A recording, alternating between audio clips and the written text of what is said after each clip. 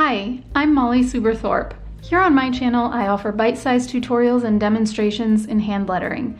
And today I'm going to demonstrate my ChalkScript Procreate brush set by creating a chalk lettering layout design using one of the templates that comes in my kit. If you don't have this Procreate brush set, that's fine. You can still follow along with me using a different brush, or you can head to the link in profile because I have it linked there so that you can purchase it for yourself. So without further ado, let's get started. I have open here one of the horizontal templates that comes with my chalk lettering kit, and it has this nice flourished border and these blank template lettering grids so that you can fill in your own quote and customize it into a layout design that you like. So that's what we're going to do today, and while we do it, we're going to look at the chalk brushes that come in the kit.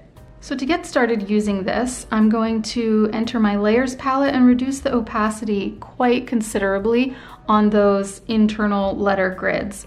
And for the moment, I'm also going to turn off this flourish because I'm not quite sure if the lettering layout that I'm going to do will allow me to keep it in there, and if not, I may have to tweak it anyway.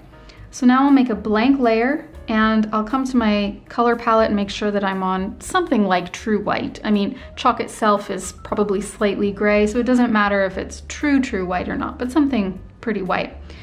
Now I have my ChalkScript Procreate brush set open here. You can see that I have lots and lots of options. In fact, the kit comes with lots of cool texture brushes like flakes and smudges and streaks and things like that. But right now for sketching our lettering layout, I'm going to choose the chalk pencil, which is right here. And I'm going to tap it and make sure that streamline is turned off, because normally when I do sketching, I like to keep streamline turned off so that I can really quickly move and the flow and stroke of the brush doesn't lag behind at all. So again, being on my blank layer, I'm going to just quickly sketch out the quote that I have in mind, make sure that it fits, make sure that I get the spacing right and all of that. Oh, and remember, of course, that at least very loosely following the slant and the center line of this template. So that means, like, for example, with this E, the bottom of the E has adhered to this diagonal line, whereas the top of the E is straighter. And unto itself, that E might look a little weird to you, but when it's taken as a whole and we turn off the grid lines, if you really adhere to these lines, it's going to work. I want to say the quote, "The time you enjoy wasting is not wasted time." And those first three words, the time you, I think I can get them to fit on here, but I want to fill in the end first. So that last word would be the word you. So I'm actually going to put that in and start writing backwards.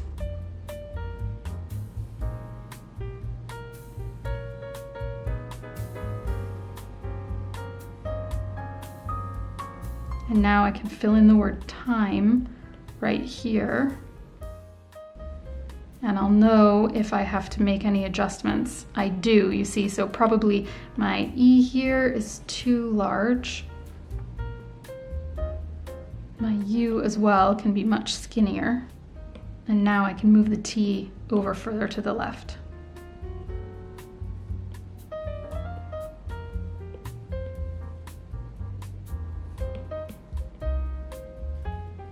Now I'm just trying to fit the word enjoy onto this line, so I feel I can stretch it out actually quite a bit.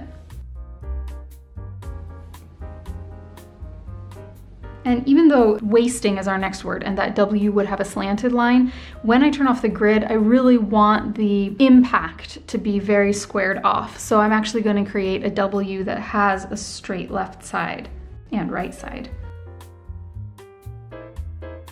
So I'm going to say the time you enjoy wasting is not wasted time. That's what I'll try for. So if I want is to fit over here,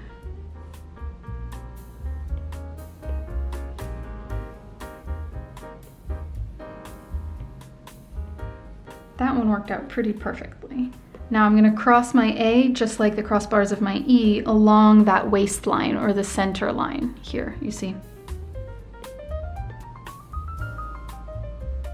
And again, time is the last word, so I'm going to work backwards with it a bit here. And I'm going to make this W for this second W here, match the first. Aha, I can already see that I'm going to need to make not smaller.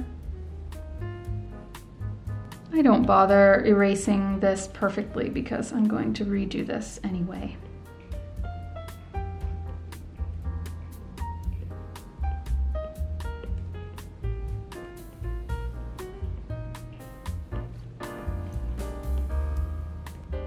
Okay, that's a very good start. And just to see where we stand, I'm going to turn off the template.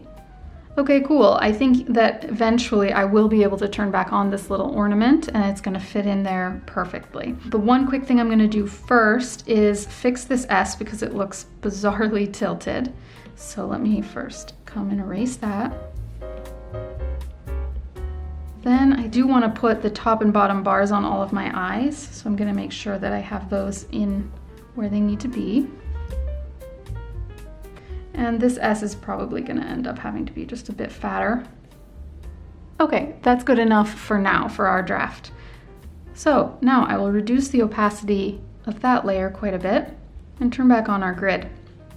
For me, when I designed this chalk script kit, I really wanted to create something that had a realistic lettering look. And if you've done real chalk lettering, you'll know that very often, if you're trying to make a polished, finished design, you go over the lettering quite a bit to create pretty sharp edges. I mean, as sharp as you can be with chalk on chalkboard. And so what I like to do is actually make my chalk pencil with the streamline turned up into my initial outline of my letters, and then I go over it again with another of my chalk brushes. And that sort of layered effect of multiple textures is what creates the most realistic chalk look. So again, I'm on a blank layer here and I'm just going to start going through and redoing it in a much more refined way. So let's see, I'll actually reduce the size of the brush. And you may or may not know this hack, but if you draw and hold a line in Procreate, it snaps to be a straight line. And so you may or may not, depending on your style, find that to be a helpful trick here if you want to create like really strict lines according to the template.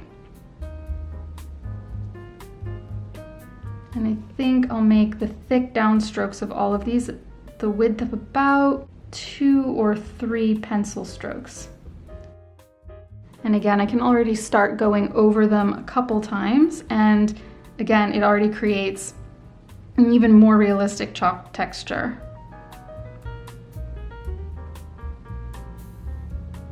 Every once in a while, I'm going to turn off my background draft just to make sure that I haven't missed any spots.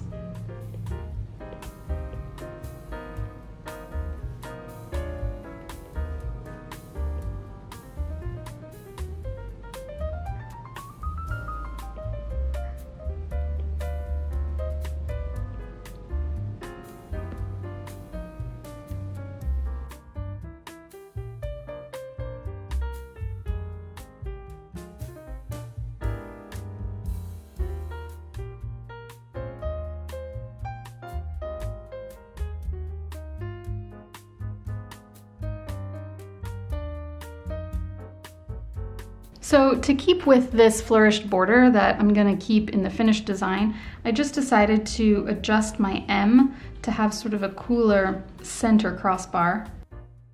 Just something to better emulate the cool border that we're going to have and just add some interest to the art. You can see already just how realistic this is in terms of a chalk pencil and how we're really getting a lot of grain in there by just doing our first pass.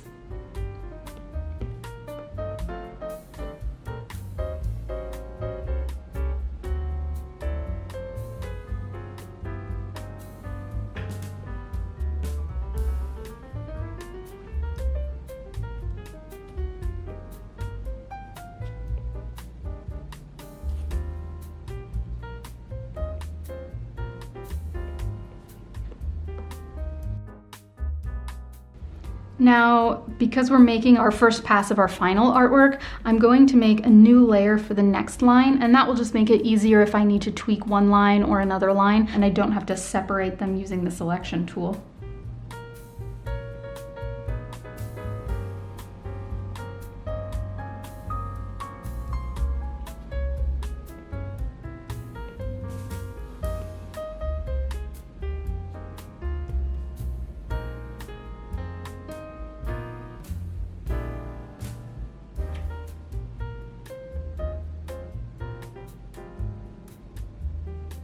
New layer for a new line. Now I'm stepping back and I want to see if I like this W I made or if I want to make it match better to the M. And I think I might want to make it match the M. So I'm going to give that a, yeah, okay, I like that better already.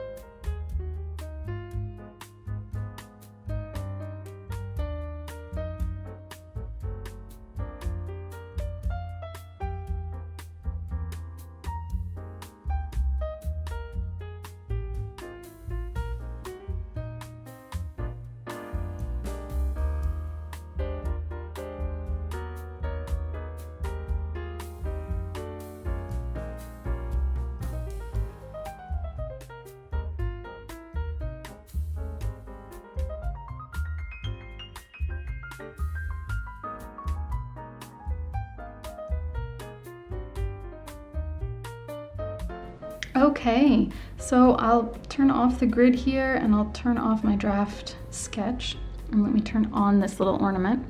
And you'll see that we already are quite a long way into making a very realistic look. Now, one option is to stop right here. This already matches quite well to the chalk that I made for the border. One way to make it look a bit more realistic in terms of having like a very distressed chalkboard would be to reduce the opacity of your letters. So let me combine all of these layers into a group first, then tap the group, swipe left to duplicate it, turn off that other group, tap this group and flatten. And basically all I did was just make a flattened version while keeping the layers below them turned off. And if I reduce the opacity, you'll see that it almost like increases the grain very slightly. And that can actually just make for a grainier looking chalk. This demonstration, I'm not going to do that, but what I am going to do is insert a chalkboard background. I also have provided you with lots of chalkboard background images in my brush pack, so you'll also have access to those if you get this brush set too. So let me throw one of those in here, and then we can keep going and refine the lettering even more if we choose. Okay, so I have my chalkboard placed in here. I'm going to just enlarge it a bit to fit the screen and drag it down to the very bottom. So now that has made such a massive difference. In a way, it can be the finishing touch. We are going to do another layer on the lettering, but that could be a finishing touch right there. You see that my graphic of a chalkboard already has all of these cool old eraser streaks and little stains on it. So honestly, this could be done, but let's take it one step further. I'm making a new blank layer and I'm coming up to my brush and I'm going to select a very different brush. I want this to look slightly more grungy and a little bit less perfect. So let's try our dusty crumble brush. And on my blank layer, I'll zoom in. Here's what this brush looks like by itself, by the way. If I increase the size, ooh, that's too big. I'm gonna get the size to be roughly the width of my thick strokes here. That seems about good. Right, and now I'm basically just gonna go over these sort of haphazardly and see what I think of it. I'll do a few letters and then I'll zoom out and just see if I think it's an improvement. Turning it off and on. Well, what if I reduce the opacity on that a bit? Yeah, I like that a lot. So what I've done there is that now it's almost like a little bit of a shadow. With the opacity fully up, it just made the letters too fat, but reducing it a bit makes it look like there's just some smudges around the letters, and I like that a lot. So I'm gonna keep going.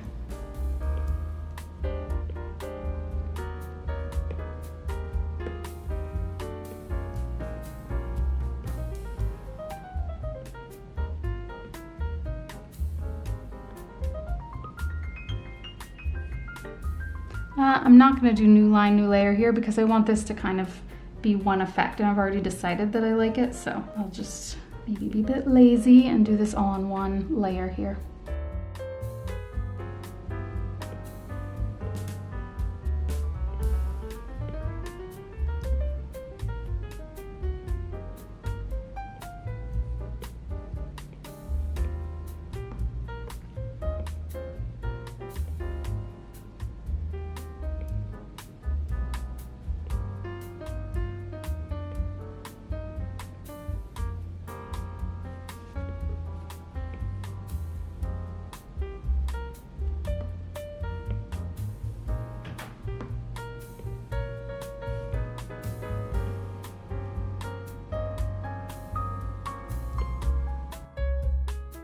Well, I think that that's a big improvement in the sense that it looks a little bit grungier now. And last thing I want to do is add some more grunge to this. So on a new blank layer, I'm going to scroll down in my brush set to, let's see this, fine diffuse flakes. There are lots of options for it to look like basically you have chalk dust on your image, and that's what I want to do here. And I'm going to just play around with it first. I'll show you, let me turn off the lettering and show you how this looks. This is the chalk dust. This is full scale here.